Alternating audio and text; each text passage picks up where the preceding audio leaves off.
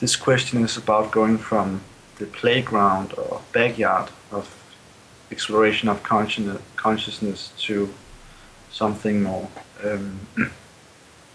How one should proceed from going to a more personal and private reality of the lucid dreams and out of body experience to a shared NPMR reality frame. For example, the transitions we have here in OS. How should one proceed to take that step? Okay, so the question is, how do you go from just kind of zipping around and experiencing whatever comes to you to experiencing what it is you intend to experience, or experience something that's more coherent than just a series of probably unrelated adventures? Do I have your question correct, Oni? Yeah, for example, if I'm in a lucid dream and I want to move to a reality frame with other conscious beings, not just dream characters. Try to move away from this totally personal reality to more shared reality. And I have a bit of difficulty with that lately.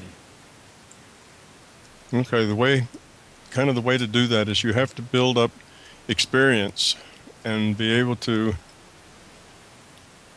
refine the way you translate the data that you get. In other words, talking with another person, interacting with other people is not the same as interacting with people here in this physical reality.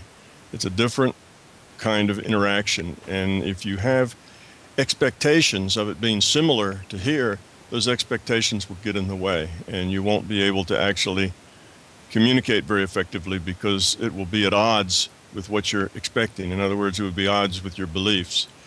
So one is to understand that it's very different. It's not like a bunch of entities sitting around and, hi, Joe, how are you today? How's the wife and kids? And that sort of thing. It's not like that. You have all your communications tend to be paragraph and they're not as linear as our speech is.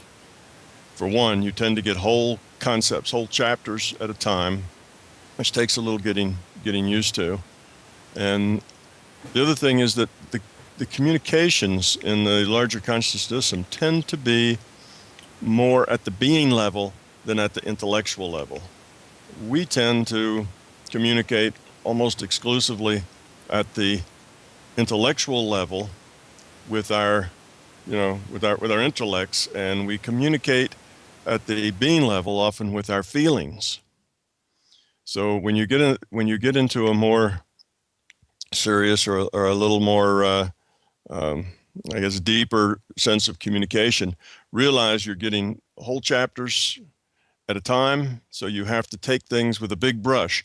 Don't look for the detail like you get in a normal conversation. If you're looking for all the little logical detail that kind of leads up to something, it typically doesn't happen that way. It can happen that way. It's not that that's impossible. Entities, you can, with some practice and with an entity who really cares about communicating with you, can develop detail that almost appears like our speech, but you'll find that it's kind of ratty speech most of the time, not real fluid. It kind of comes in bursts and starts with big bites, but you're communicating at the being level. And what this means is that it's not about so much he said, she said, and what's going on here, and explain, details to me, as it is just a trading of data, big conceptual chunks. That's why in the larger reality, you very seldom run into entities that have names. Typically, you just interact with them. You know who they are by, I guess back to our language, we say by their feel, or by the way, I don't know. I guess it's hard to put that into words. You just know who they are, and you know when you see them again, and it's obvious without the typical, I'm George, and George, are you out there? Now you can make up your own names to help you focus your attention, therefore to meet them. and to find them again. You know, call them George if you want, and then in your own mind say, I want to go talk with George, and you will. But it's not because his name is George. That's just a trick of your own in order to give that entity an identity that you can use in your intellect to help focus your mind. So the communication in the larger consciousness system is more at the being level, which doesn't mean that it has to be just feelings. It's also information, it's data, but it's just in a way that's at a level usually deeper than the intellect. You just know, you get it in big pieces. So part of the problem that people have when they want to get into this communication is that they tend to define it in their mind to be very similar to the communication in this reality frame, and that is a big restriction. Still can be done, and when I was first communicating, you've heard some of those Explorer tapes. I was basically in that mode as well. I needed to get data in an intellectual, logical sequence, because that's the way I dealt with data. And I did get data that way. But eventually you kind of graduate from that, and it becomes a more holistic exercise than exchanging logic, linear metaphors. Does that help? Yes, it does. But I have one related question. Okay. If I wanted to visit a reality frame that I have not been in before, wouldn't that be a problem, or how would I get there? Yes, that would be a problem. You can't get to a reality frame that you haven't been there before unless you've heard about it, you can identify it some way, or somebody takes you there. Otherwise, you don't know it exists. And if you don't know it exists, then you cannot focus your intent in such a way as to get there. Now, you can do like the little thing that comes up on Google sometimes. It says, I'm feeling lucky. You know, you can sometimes let it up to the larger system as to where you go, and often that larger system will take you a place that has particular interest to you in a sense that it offers opportunity for you. So in that case, you just kind of have your intent is to go wherever there is the most opportunity for you to learn things that you need to learn, and to have whatever experience, gives you that opportunity, and then just be open. And I've found that you will end up places that otherwise you could never have gotten to. That's kind of, drawing the wild card, if you will, and letting the larger system take you somewhere. It gives them permission to drop you into a reality frame that they think might be useful. So that's one way, is just getting there because someone else takes you there. And I would put that in the class of someone else taking you there, even though you can't know ahead of time exactly where they're taking you. But a lot of the realities I've been to, I've been put there for reasons. The guides, larger system, higher self, all those metaphors that describe our interface with the larger consciousness system, will find a situation that they think is one that I need to experience, and bingo. I'm there and I'm in the situation, and then I need to interact with it and discover what it's all about and see what there is there for me to learn. So that is probably the way I've gotten to a lot of the out of the way, off the beaten track places. Where I talk about in my lectures, there's some places that are really mean-spirited and you wouldn't want to go there. There's some places that are just the opposite of that, and I've been shown a lot of places just in order to give me that breadth of experience, that I would have some sense of how this larger reality is. So in that capacity of saying, I want to understand the big picture, what's out there, what are the extremes, what can happen, what are the possibilities, and then bing, bing, bing, bing, over a series of 6 or 7 adventures, if you will, or explorations, I see the extremes, and I visit and spend time in places that show me what the extremes are and how it functions. So a lot of it has to do just with your intent. What is it once you do? It's not so much where you want to go. It's not place focused as it is event focused. What do you want to experience? What is your goal? And if you use goals rather than places, then you actually do have an intent there, and you'll end up at those places that will give you the information you need to meet your goals. Yeah, that actually sounds like a great approach, especially for a beginner. Yeah. Um, Well, see, we tend to do things like we do here. And here, if you want to go someplace, you have to get directions. You have to know where you're going. You can't just kind of wander off and say, well, I don't know where I'm going, but I guess I'll get there. That's kind of unthinkable, but that's sort of the way you have to do it in the larger system. So it's not an obvious approach. okay. Yeah, thanks for the answers, Tom. Yeah, you're welcome. You know, William had a fairly related question, just in that it has to do with non-physical matter reality, and the idea of having occupations within that realm. William, did you want to go ahead and ask Tom that question? Yeah, so recently I read this book from Michael Newton called Journey of Souls. And in this one, it mentioned that in non-physical reality, people, entities could choose some kind of occupations for themselves, like specialize, for instance, as a guide, as a healer, or as a kind of, I'm not sure what he meant by that, but kind of creator of new ideas or whatever. Is this something that you have some insights to share on this topic Yes. with us? Yeah, that does happen.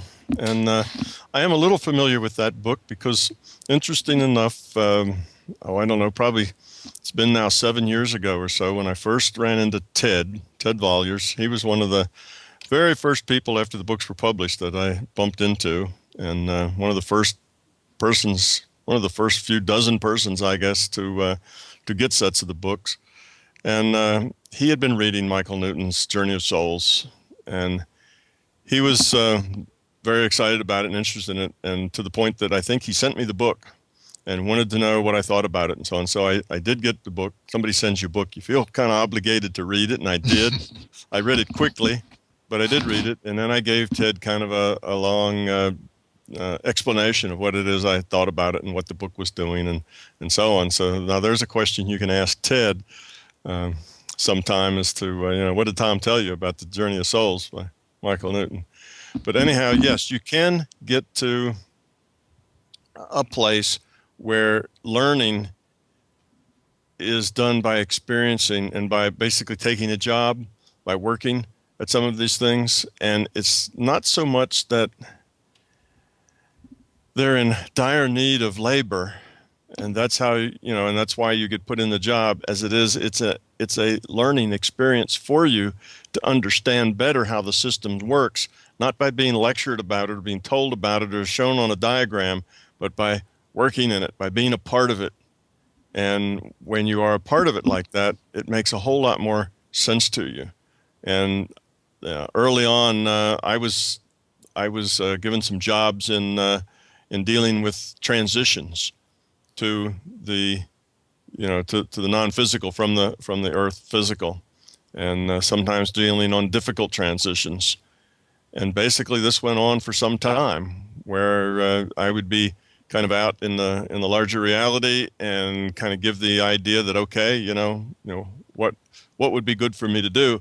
And I got given these jobs, and it was almost like getting up and going to work, except it was, at nighttime, going to bed and going to work at these places. And yes, that can happen. And it can happen, more likely it happens like Michael Newton would have said, which is after you leave here and now you're in the non-physical, and you're being kind of reoriented to that and to life and what you're going to do next. And at the very beginning levels of evolution of the consciousness, no, you're not going to do that sort of thing. You're going to jump in, you're going to jump back into the PMR game, and you're not going to do that until that becomes a more effective way of learning than other choices. And then you will get to not only be one of the customers standing in Disneyland in line, waiting your turn to to have a talk with somebody or to see an adventure or watch a film, but you actually become part of the staff and help work the thing. But again, it's a job designed just to help you see what's going on. So in a way, you think it's not really a real job. You're just pretending that you're part of the staff at Disneyland. Well, not really. You are interacting with people.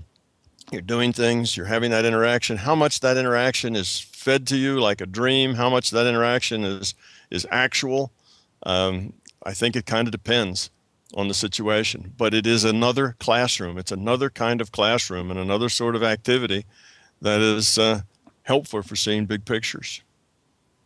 Mm-hmm. So one is not stuck in one particular position. Like, for instance, I would choose to be a guide, and then that's basically what I'm going to be until whatever the end of time, if you want. Or no, okay, so it's essentially based off you get to do it until you've learned what you had to learn from basically, that, and then move on to something what you else. learn from it. And then once you've learned what you need to learn from it, so you see, you kind of get put in that position. Now you say, well, what about the guides? What are these guides doing? Are they different? Are they just guides and that's all they do? Like, are they full-time employees at Disneyland, or are they in and out like we are? And they do it. In one way you look at it, and particularly when you use the metaphor of guides, they're like us in the sense that this is their job, and they're all not as competent, at the same level of competence. They all don't have the same level of interest. So it is like a job for them. But on the other hand, they're not really what we would call ourselves to be kind of like free entities, right? We're on this growth path and we make choices and we grow up. A lot of the guiding isn't really independent entities at all. It's just your interface with the larger consciousness system. The larger consciousness system needs to interface with you because it needs to help you. It needs to help you evolve. So the way it does that has to be in the form of a being, of a person interacting with you, because that's the only way you know how to interact. You're not going to talk to the burning bush or the talking sense. rock or something. That doesn't compute for you. So when you need an interface, when the larger conscious system needs to give you some guidance, it appears in the form of a being, because that's what you talk to. That's how you get information, and you would reject anything else. So that's a metaphor that suits you. So the larger conscious system uses that metaphor to interact with you. Now, that doesn't mean that every time the larger system has to interact with you, it just randomly grabs a new metaphor. It doesn't, because consistency creates trust and believability. Then it's going to interact with you with the same metaphor of the same kind of individuals time and time again. They become your guides. In other words, they're familiar guides, and you give them names and you joke with them, and you have a long history together, and you can say things, I'll remember the time, and yeah, they'll remember it, because it's a consistent interface, but it's still just an interface with the larger consciousness system. We think of it as a being, as an independent being that's just up there, and his job is to, watch over us and give us help. But that's our view of it, because we tend to turn it into something that's familiar to us. We only talk to beings because that's the only thing that that you can talk to. And if it's a being, then it has to go home at night and watch TV. It has to have a wife and children somewhere, and it goes to work, and this is its job, because that's our concept of beings. You see, so we put it in that form, but really it's just your interface to the larger consciousness system. The larger consciousness system wants you to succeed, because your evolution is its evolution. Your lower entropy is its lower entropy. So we're kind of the evolution engine, if you will. And it's not just us, but entities in general. That's what we're all supposed to be doing. We're the evolution engine, and in order to make that more efficient, the system wants us to succeed. But now the system can't just jump us to the finish line. Obviously, that doesn't lower anybody's entropy or learn anything. So a person has to do it by themselves. They have to pull themselves up by the bootstraps, not get pulled up by the bootstraps. It's not an intellectual process. It's a process of being, of changing who you are, not what you know. So the system can't just jump you to the answer or whisper the answers to the test in your ear. That's of no value. You won't learn anything that way. That's only at the intellectual level. So the system has to let you alone, give you a little advice and nudging to the extent that you're capable of receiving it. So if the whole idea of gods and the larger consciousness system and the rest of that's ridiculous, then you're not going to get this interface. Then your interface will come in terms of maybe intuition that just comes out of the blue, bold out of the blue intuition without any metaphor attached to it other than intuition, because that's all you can deal with. Otherwise, if you can interact at a more personal level, then you get a more personal interface. So the guide is just a more personal interface for those who are able to interface that way, which is good because now you can actually have conversation. You can trade ideas. It's a lot more personal and a lot higher bandwidth than just waiting for bolts of blue, to come out of nowhere. So it's kind of another step up on the rung of evolution where the quality and form of your help becomes more direct and more personal. And the more you evolve, the more direct and more personal it gets. So that's kind of the short story on guides. Your higher self is the same way. Your higher self isn't really a being who sits on a cloud a little higher than yours and watches over you and gives you hints and that sort of thing. It's basically another kind of interface with the larger system. It's the interface, you might say, that's kind of the mirror of you in which you can see yourself. It's the bigger picture of you, and that's you're a subset of it. Well, you're a subset of all of it. And you see the way I'm giving you these descriptions, it starts to sound more like, yes, we are one. There's not all these individual things. Well, I'm the individual, and I have a higher self, and my higher self belongs to I don't know, whatever you might think of is up there, oversoul maybe, or other things, and then that's part of the larger consciousness system. We have all these layers, and the layers are basically metaphors. They're all just interfaces with the larger consciousness system.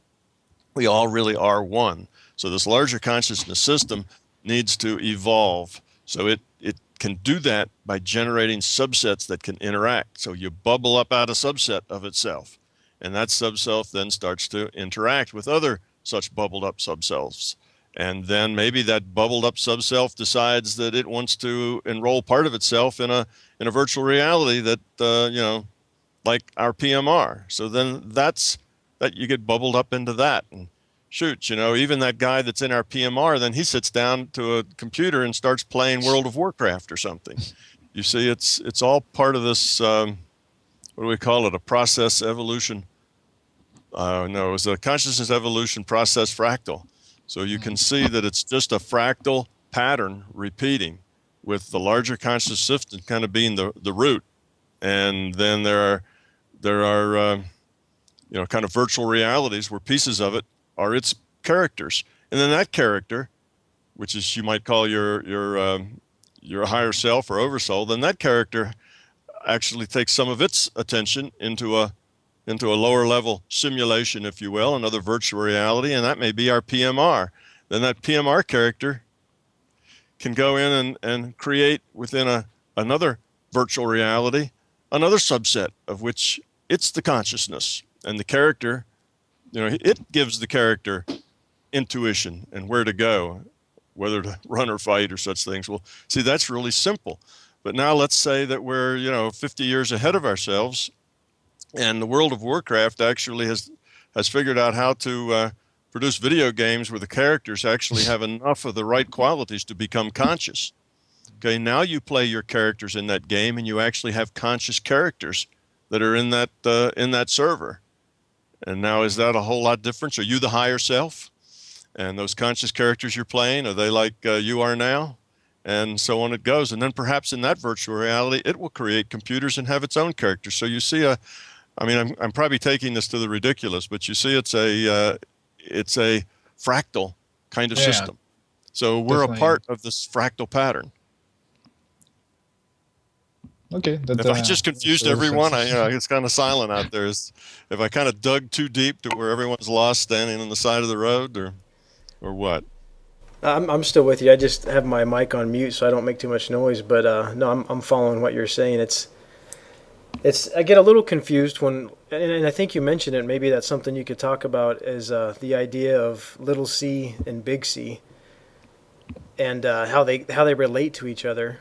And I was thinking the other day how I sometimes when I'm in a lucid dream, or if I'm out of body, or even if I'm just meditating and I have one of those kind of surreal moments where I just feel like some of the limitations that I normally have are kind of removed to some degree. It seems like I'm acting as kind of the owner of the dog and the dog at the same time. Sure, you And are. and it's kind of tricky because it makes me it almost makes things seem a little bit silly because it's like I'm the dog, but and I should be able to function better because I understand that, but at the same time I still get caught in the usual ruts of, everyday PMR life, I guess you'd say. Hmm. But then that's the point of you're the owner of creating a virtual reality or participating in a virtual reality and having a dog. Right, right. The point is that dog then, by the choices they make as they struggle with the ruts and the everyday life of PMR reality, get to lower entropy, get to grow up, get to pull themselves up with their bootstraps, and as they do, the whole system improves by it. So it's just it's a way of evolving more quickly. I see. PMRs are kind of like fast tracks to evolution. It's where you work hard at doing it right and growing up, and it's valuable. It's not just the game is a real game in the sense that it has real consequences, whether you fail or not to evolve makes a difference to the system. Right. And the system is doing this just to give you those opportunities, but the system can't come in and show you answers because then it ruins the ability of that being to actually grow up, because the growing up isn't intellectual, it's at the being level. So yes, you are both the dog and the owner and the owner's owner. Right, right.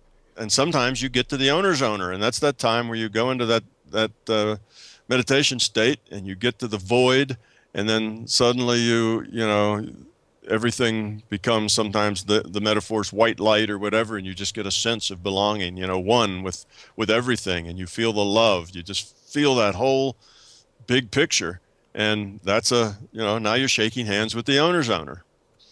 So you get to experience all of those because it's really all just consciousness, and you're all of it. But Right. here you are with a pick in the salt mine, trying to pull yourself up by your bootstraps and lower your entropy of the whole system and of yourself.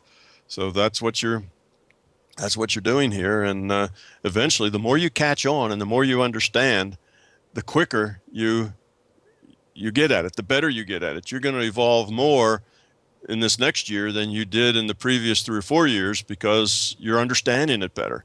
It's making more sense to you. Okay. You can always play a game much better if you know what the rules are and what the point of it is. So you get better and better at it as you evolve.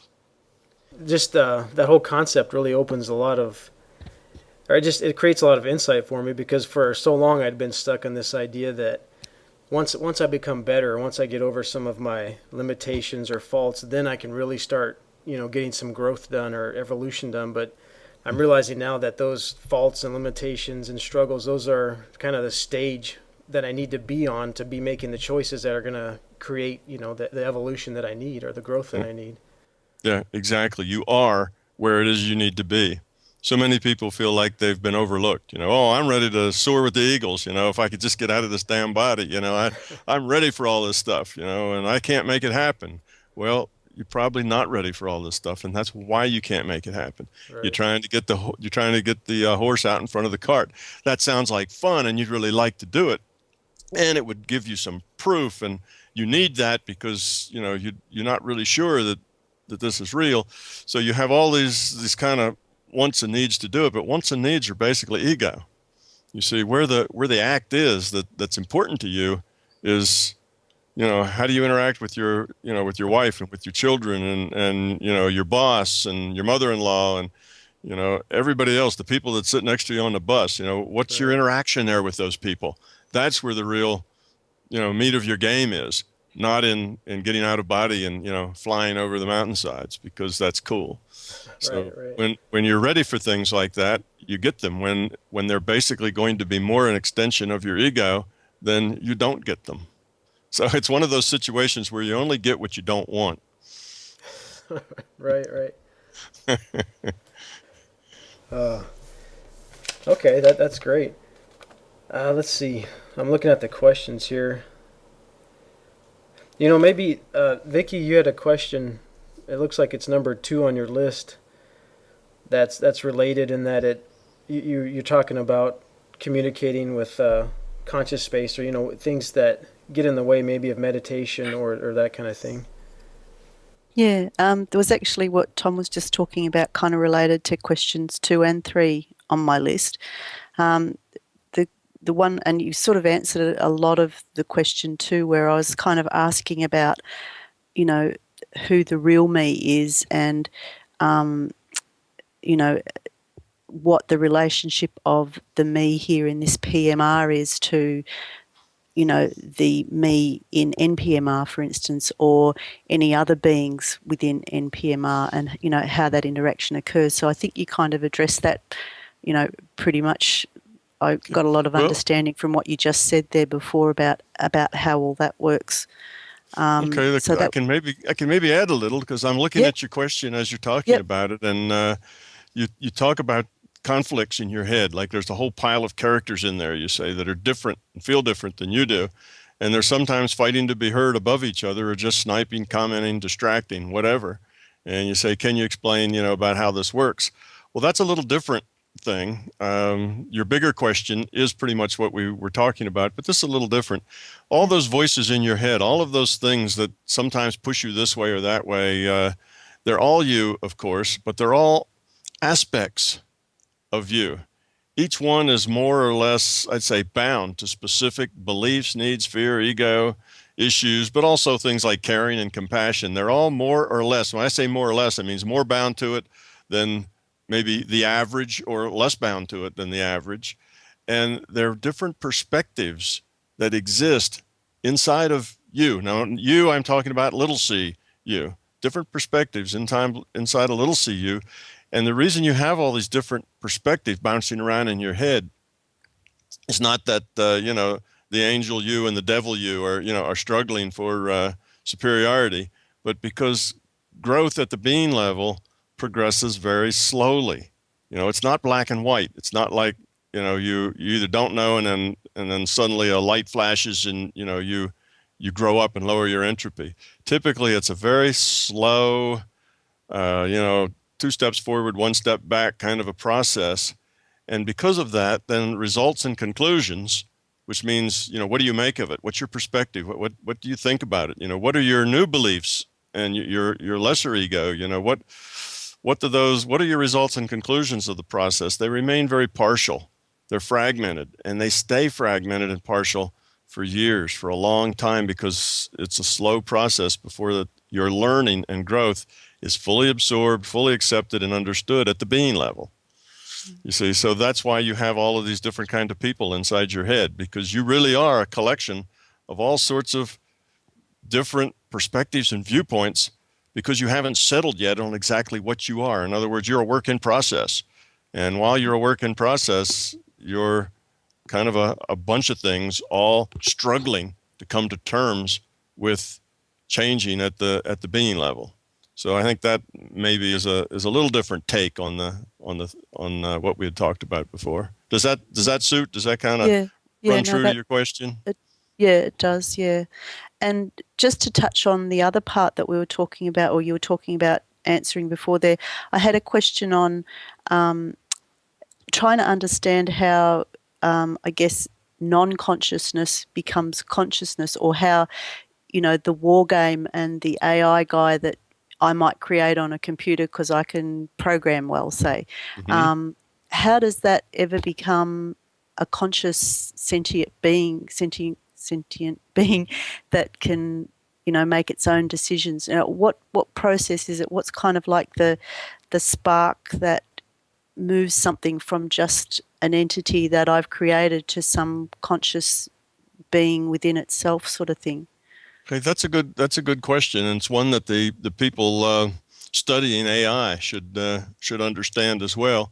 And the people doing AI are trying to create consciousness. They'd like to create a conscious computer, and they have different ways that they've tried to create consciousness in a computer, but they've all kind of failed because you don't create consciousness. Consciousness isn't something you build; it's something you let happen. The ingredients that are required to develop consciousness, I gave them in the book, and I'll try to remember them all here. One of them, you have to have a stream of input data from the environment. Okay, that's your experience, and that's your input.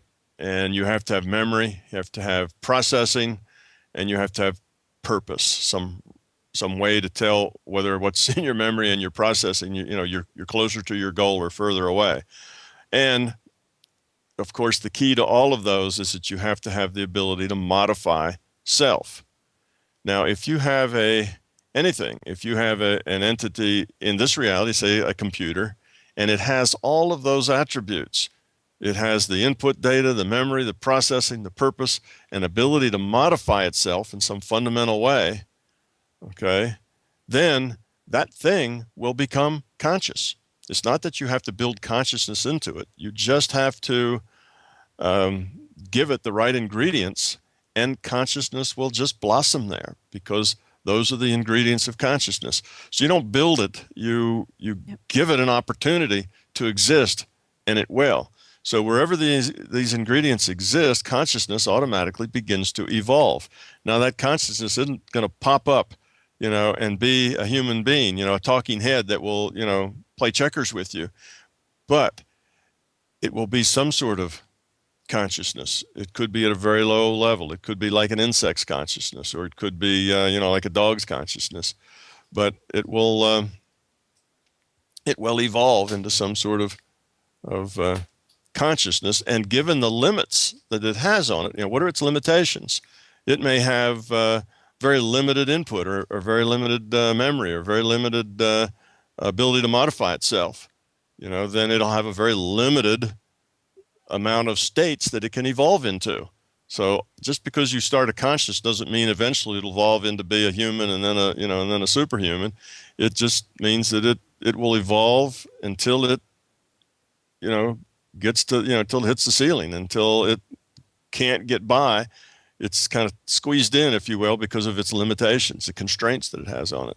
Matter of fact, I got a letter just I guess it was 2 or 3 days ago from a guy, and he said he was reading, and I wish I could remember it, but he gave the name of the book and the name of the author, and said this fellow has the thesis that the internet has a very rudimentary form of consciousness, and that somehow it has been shown that it modifies itself in order to keep traffic flowing and that sort of thing, where nobody seemed to do anything to it, but it just sort of reconfigures a little bit and things flow better. And though it's very rudimentary, he makes a case for it having consciousness. Well, we look at those things. Obviously, the internet has environment. It's got lots of input. It's got memory. It can grab hold of available memory. It can grab hold of available processing. Its purpose, like actually all of our purposes, is to lower average entropy of the system. But the ability to modify itself, you see, now that's a tough one. It's very limited there, because the way we write programs and things, we don't allow them a lot of choice as to how they do things on their own. We give them basically algorithms that says if this, then that. So that's not a choice. That's basically, when the condition occurs, then, the if statement is executed. So where does this internet find choice to express a free will, which you need for consciousness? You see, so that would be the limitation. But that doesn't mean that in all the gazillion nodes and chunks of processing and memory that's out there on the internet, that there isn't some way, some kind of probably subtle way in which it can do things to modify itself. And if it has all those ingredients, then indeed you might find some kind of rudimentary consciousness in something like that. Now, whether it actually does and whether this fellow who wrote the book actually, has his facts straight or what, I don't know. I've never read it. It's just a note that I got from someone else. So, but it's just a good example. So you have those ingredients, and consciousness happens. That's the best way to describe it. So we don't build it. That's where the AI researchers are making mistakes. They're trying to create consciousness rather than let it happen. So that consciousness would almost be like a new kind of individuation of consciousness as a whole. It wouldn't have, say, like we might think of a higher self beyond us, another layer on top of us that's kind of chosen for us to come and be in, this PMR environment and learn. It would kind of just be like a new hand puppet in the sheet kind of thing. Yeah, it would. And of course, that higher consciousness and all the rest of that hierarchy that we put up there, again, that's not really so. That's There's all these. There's all head, these. I think. Right. There's all these new hand puppets in the sheet, but basically they're also part of a fractal pattern. So this particular one, let's say, that's running out of the internet, is a fractal pattern that's developing consciousness here in this physical reality frame.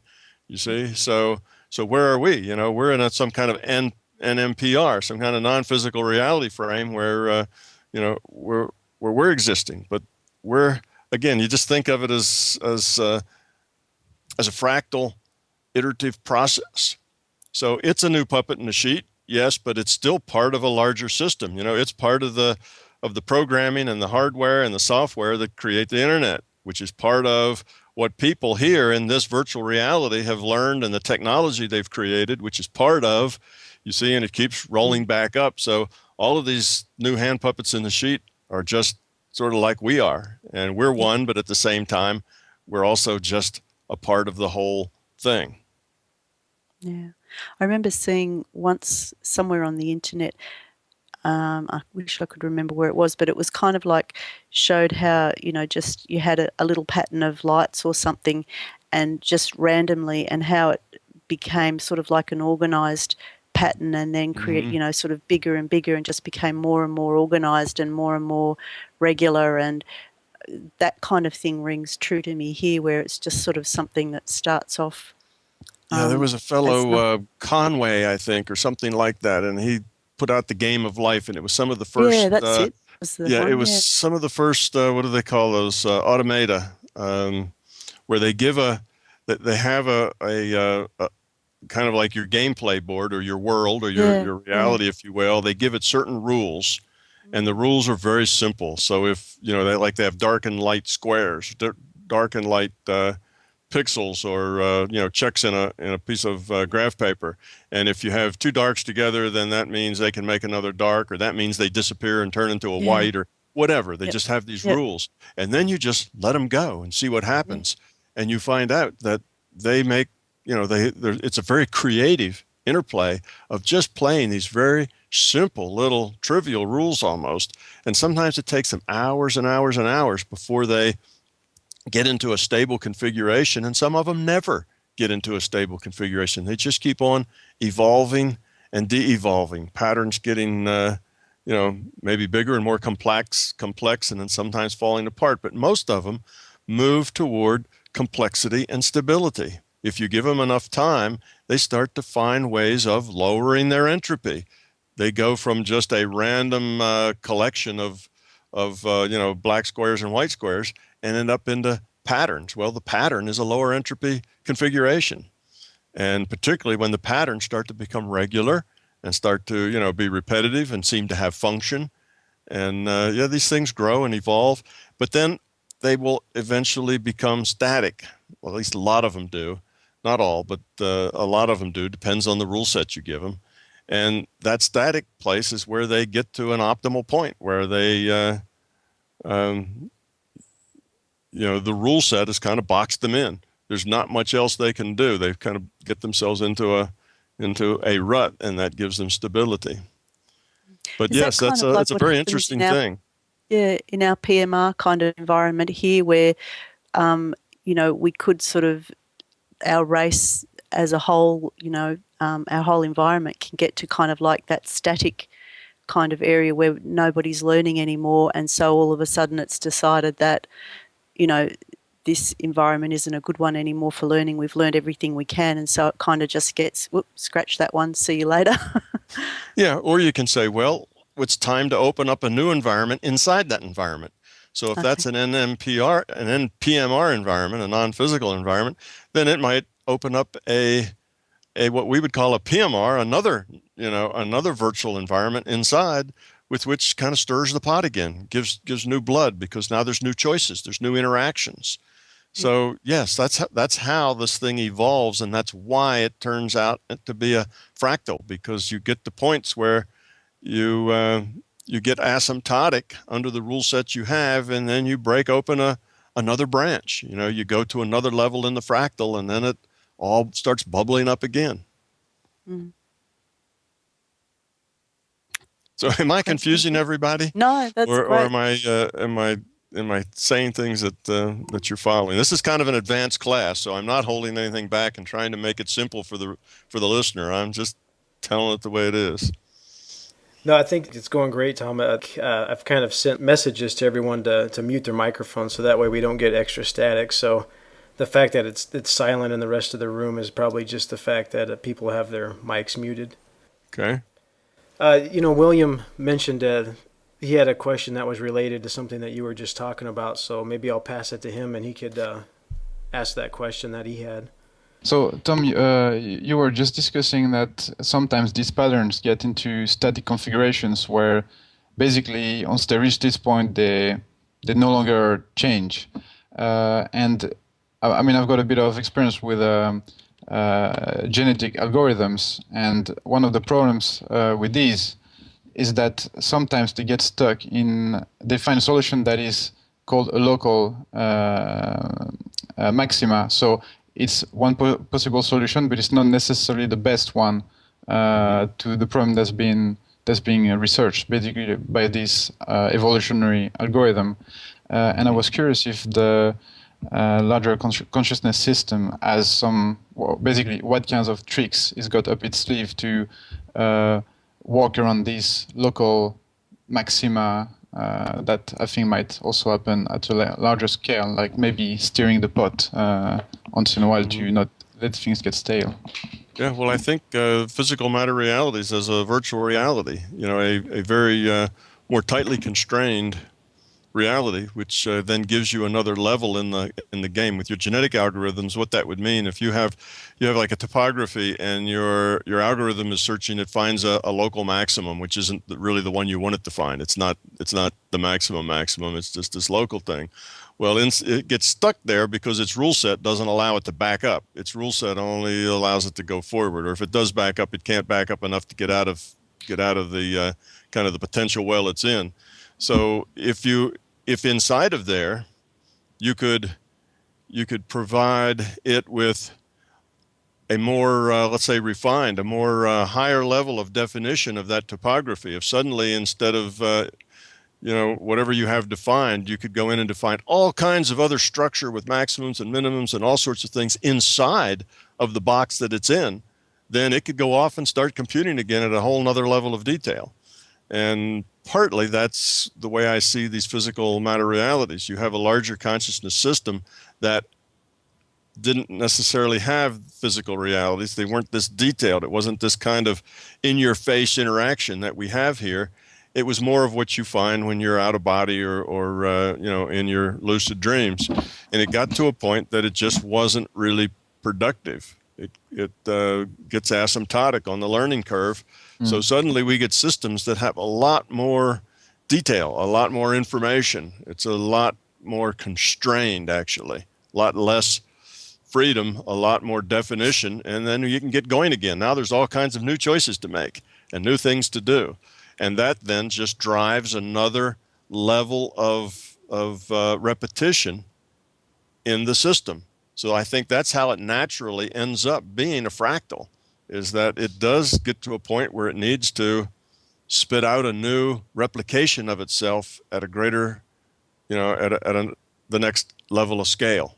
So the scale keeps getting more and more detailed with more and more constraints actually in the system. So I think, and that's kind of a good explanation of why we have all these various sorts of reality frames that we do, is that they kind of pop up wherever they're needed. And the old ones don't go away because the old ones become kind of the parent for the new ones. That makes sense. So essentially, once we've kind of, sorry, I'm missing the word here, exhausted all the potential of PMR, like within PMR, we might come up with an even more detailed, finer-grained sub-reality in which the system can jump into and explore new possibilities, right? Yes. Yeah, I think that's probably true. So that's why there's no real end to it. You see, a lot of people have this idea, and again, it's just kind of a carryover of PMR thinking, and that is that anything you do, you get to a point where you're done. There's this end point. When do I get done? Is that when I'm enlightened and I know everything there is to know? Then I'm done, and I go, melt into the Godhead, and that's it. I'm done. So I've made it, and I don't know what, disappear, hang out, whatever. But it's not like that. It's not that you get done. It's just that you move into another phase. You get to a point where your challenges aren't here in this physical matter reality. Then there's some other place, some other thing that needs to be done, some other place to go, some other bunch of challenges at a different level of specificity where you are just in third grade again, and you just keep working, because that's the way this engine works. And I don't think we ever get done because the whole system is evolving. It's not like we're not in a static system that only has this in it with these number of entities and so on, and eventually we'll all be done. It's not a static system. It's a system that's open-ended completely, and the whole system is evolving. It's creating new ways to experience, new ways to interact, new ways to learn. And I think we exhaust one to where it's no longer really giving us what we need, then we move on to something else. So it's a job for life. I think it's a job that never ends. When the job ends, then I think the system would end as well. Because it would no longer have the capability to evolve itself. If I may ask a question related to this, you mentioned it actually never ends, but then there's a lot. I think Bob Monroe was talking about this joining back with the source,